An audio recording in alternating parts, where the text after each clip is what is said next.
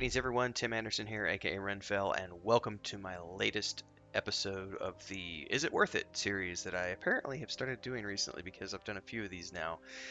Um, Today we're talking about Star Wars Squadrons, which is a game that I actually played back around launch. I literally pre-ordered the game and played it when it first came out, and I did some videos here on YouTube. I think I even did an overview video at the time. And my assessment then was that it was fun, but way too short. And I would hesitate to ask someone to spend full price on this game unless there's someone who just loves the multiplayer component of this game and doing dogfighting in space and player versus player. Um, I came across this again recently because I was sitting here going, hey, I've got a few weeks until Mass Effect Legendary drops. I'm waiting for Solasta version 1.0 to drop. Both of those are mid-May and end of May. So I'm sitting here at the end of April going, what do I want to play on top of Lotro, with my spare time? And I was going through and looking at the icons and on my PC, and I was like, hey, I've got Star Wars Squadron is still here on my PC. So I went ahead and patched it up the other day and jumped back in, and it's just as fun as I remember it, but it's also just as short as I remember it. I went through and looked at my old videos, and I did 4 videos in total. Each one was about an hour and a half long, and I beat the single player campaign in just over 6 hours. Now, granted, I was playing then, and I still am playing on the story mode, which is the easiest mode, which you can basically kill things in a couple of shots, and it's mostly just there for you to jump in an X-wing or in a TIE fighter and just go blow stuff up. Now, I know when this game first came out, I had high hopes for it because I was thinking back to the X-wing TIE fighter games. You had X-wing, then you had TIE fighter, and my personal favorite was X-wing Alliance. Which I was just looking at this the other day. If I'm not mistaken, that game had over 50. I think it was like 53 missions and dozens of starships, including the Millennium Falcon that you could fly. And it had a storyline where you played this, if I remember correctly, you played a kid who was part of a smuggler group, and anyway, you get involved with the Alliance and so on and so forth. Um, there is a storyline in Star Wars Squadrons. There's a couple of things that I don't like about the game, despite the fact that it is an awful lot of fun, even for as short as the single player campaign is. One of the things that I don't like is the fact that you don't get a choice to choose between one side or the other. You are forced by the single player storyline to play both sides. So whether you like it or not, you're going to be flying an X-Wing and a TIE fighter at one point. You're going to be playing both sides of the equation. Now, you can actually, once you get past the single player campaign, if you're going to be just doing the multiplayer component, of course you can choose your side and so on and so forth. So if you love X-Wings, or you love A-Wings, or you love the TIE Interceptor, or whatever the case may be, you can actually play that in the multiplayer component. Um, I am not a huge PvP individual. Now, the first time I played this game, it had just come out. Now, I know that since then they have added some additional ships to the multiplayer component. Let me look here. Star Wars Squadrons multiplayer ships. I'm pretty sure they added the B-Wing. They've got a full list of ships here, and I'm looking at it real quick. Um, this does not appear to be the patched version that I'm looking at. Yeah, B-Wing and TIE Defender were added.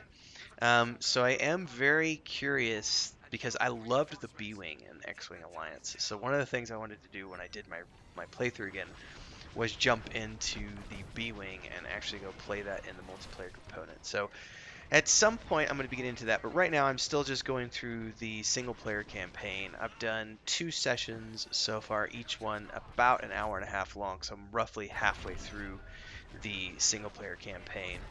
And Chris actually asked me, she's like, isn't that Star Wars game you played like 6 months ago or whatever it was? And I was like, yeah. I mean, I just had nothing to do this past weekend, so I decided to load it up, and I played it on, I think, Saturday or Sunday, and then I played it again yesterday, which was Wednesday, the 28th of April. And I'm going to be continuing to play this game. I'll probably beat it over this weekend. This video will probably be coming out. I believe I'm going to schedule this out for Sunday. the 2nd of May, so I'll probably have beaten the single player campaign by the time this video comes out. Um, but what I wanted to just sit here and say is again come circle back around and say, is this game worth it? I think that that's heavily subjective, because is it worth to pay? Is it worth it to pay full price? I don't think so personally, because I don't think there's enough content there to justify buying it. You know, let's put it this way: I'm not huge into multiplayer and PvP, so when I paid full price for it and beat it in 6 hours and was left sitting there going, well, I really don't want to do the PvP because there's no story to it. Like, I kind of felt, I'm not gonna lie, I felt a little gypped, felt a little ripped off, because it was like I just paid, X amount of dollars for this and I only got 6 hours of entertainment out of it. Like, is that worth the full face value? I didn't think so at the time.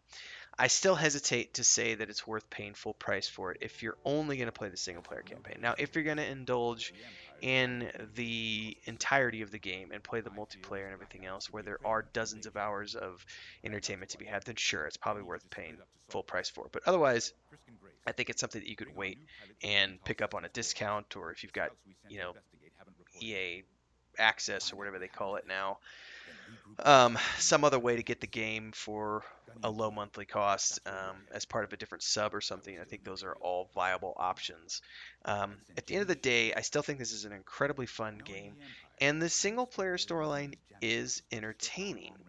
The visuals are incredibly well done. The flight system is very well done as well, because you can play it with mouse and keyboard, you can play it with a controller, you can play it with a flight stick.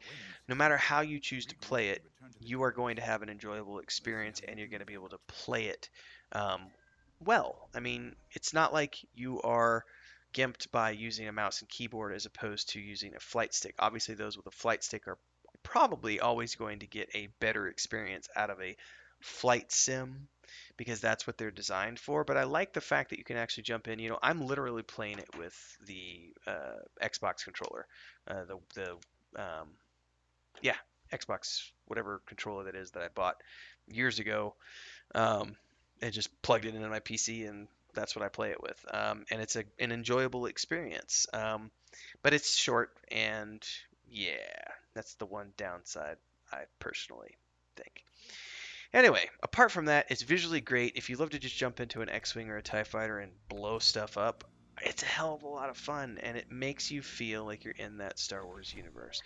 The only other game that's done it so well, in my opinion, in recent years is Star Wars Jedi Fallen Order, which is an amazing game that I've played twice. I still haven't ever done a video for it on my YouTube. I should totally go back and play it a third time and do a video for that, because it is a great game, and I've played it a few times. Each time I've played it on first time I did story mode, then the next time I went on like the normal mode, and I think the next time I play it I'm going to do it on the next up mode, which is a little bit harder, because it's really amazing. The lightsaber combat in that game is cool. So it's like, as much as that game is all about being able to wield a lightsaber and kick ass as a Jedi, this game is all about jumping into the cockpit of an X-wing or a TIE fighter and blowing shit up in space, which you gotta admit is a lot of fun. So at the end of the day, is this game worth it? Yes, I think it is for me. Again, that's somewhat subjective, because I do agree that it's way too short for the single player campaign. I'm interested to see how I'm going to enjoy the multiplayer now that I'm coming back to the game after it's been out for several months and they've patched the game and they've added more ships in and some other stuff. But I really wish they would I would love to see an expansion for this game, more content added. But from what I've heard, they're not going to be doing that. It was a one and done type of thing. So it is what it is. In any case, if you like it, let me know in the comments below. Don't forget to subscribe to this channel and hit the bell icon so that you can get more updates on the content that I do here on YouTube. And of course, check below for all the links to join us over in Discord, on TikTok, Instagram, Twitter, YouTube, all the places we exist. And I will see everybody in the next episode.